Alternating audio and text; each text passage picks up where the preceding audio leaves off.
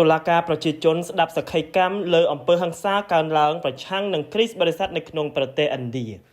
តុលាការប្រជាជនស្ដីអំពីអំពើហិង្សាប្រឆាំងនឹងគ្រីស្ទបរិស័ទនៅក្នុងប្រទេសឥណ្ឌាបានស្ដាប់សក្ខីកម្មពីអ្នករស់រានមានជីវិតមេដឹកនាំសហគមន៍អ្នកស្រាវជ្រាវមេធាវីនិងអ្នកតស៊ូមតិសិទ្ធិមនុស្សដែលបានកត់ត្រាអ្វីដែលពួកគេបានពិពណ៌នាថាជាគំរូនៃអំពើហិង្សានឹងការរើសអើងកាន់តែខ្លាំងឡើងប្រឆាំងនឹងគ្រីស្ទបរិស័ទនៅក្នុងតំបន់ជាច្រើននៃប្រទេសដែលមានប្រជាជនច្រើនជាងគេនៅលើពិភពលោកតុលាការនេះបានកោះឲ្យបើកសវនាការដោយក្រមពលរដ្ឋដែលមានការព្រួយបារម្ភនៅក្លឹបរដ្ឋធម្មនុញ្ញក្នុងទីក្រុង New Delhi រដ្ឋធានីនៃប្រទេសឥណ្ឌានៅថ្ងៃទី2ខែមិថុនាឆ្នាំ2026ថ្មីនេះក្នុងសវនាការតំណាងនិងអ្នករស់រានមានជីវិតមកពីរដ្ឋជាច្រើនដែលរងគ្រោះដោយអំពើហិង្សាបានបង្ហាញភស្តុតាងដែលបានរៀបរាប់លម្អិតអំពីការវាយប្រហារលើព្រះវិហារនិងការជួបជុំអធិដ្ឋានការវាយប្រហារលើគ្រូអប់រំជំនឿនិងលោកបូជាចារ្យការធ្វើពិហិការសង្គមនិងសេដ្ឋកិច្ចការបដិសេធសិទ្ធិបញ្ចុះសពការបណ្តេញចេញពីភូមិការព្រួយបារម្ភអំពីការឆ្លើយតបរបស់អាជ្ញាធរមូលដ្ឋាននិងមេដឹកនាំនយោបាយ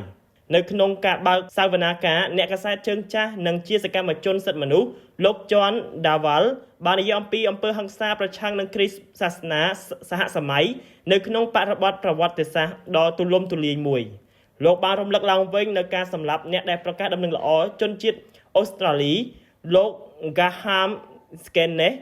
និងកូនប្រុស2នាក់របស់គាត់នៅឆ្នាំ1999នៅរដ្ឋអូឌីសាភាគខាងកើតនៃប្រទេសឥណ្ឌាក៏ដូចជាអំពើហិង្សាទ្រង់ទ្រាយធំប្រឆាំងនឹងគ្រីស្ទសាសនានៅក្នុងស្រុកកាន់ដាម៉ាល់ដែលនៅរដ្ឋដដែលនៅក្នុងឆ្នាំ2008ដែលបានបណ្ដេញមនុស្សរាប់ពាន់នាក់ចេញនិងបំផ្លាញព្រះវិហារនិងផ្ទះសម្បែងតុលាការក៏បាន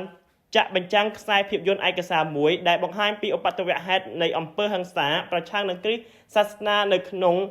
មេឌីយ៉ាប្រាដេសដែលជារដ្ឋភាគកណ្ដាលនៃប្រទេសឥណ្ឌាដោយផ្អែកលើសក្ខីកម្មផ្ទាល់ពីគ្រួសារដែលរងផលប៉ះពាល់ប្រមាណជា15គ្រួសារអ្នកប្រវត្តិសាស្ត្រកានីកាសាកាបានឆ្លោះបញ្ចាំងពីផលប៉ះពាល់សង្គមនិងនយោបាយកាន់តែទូលំទូលាយនៃសក្ខីកម្មដែលបានបង្ហាញ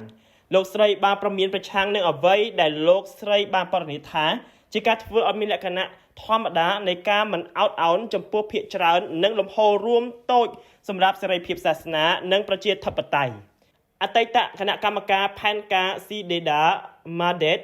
បានសម្ដែងការព្រួយបារម្ភជាពិសេសចំពោះរបាយការណ៍ម្ដងហើយម្ដងទៀតអំពីគ្រីស្ទសាសនាដែលត្រូវបានបដិសេធសិទ្ធិបញ្ចុះសពដោយពិពណ៌នាអំពីឧបទ្ទវហេតុបែបនេះជាទម្រង់នៃការរើសអើងដ៏ថោកទាបបំផុតដែលត្រូវបានកត់ត្រាក្នុងអំឡុងពេលសវនាការ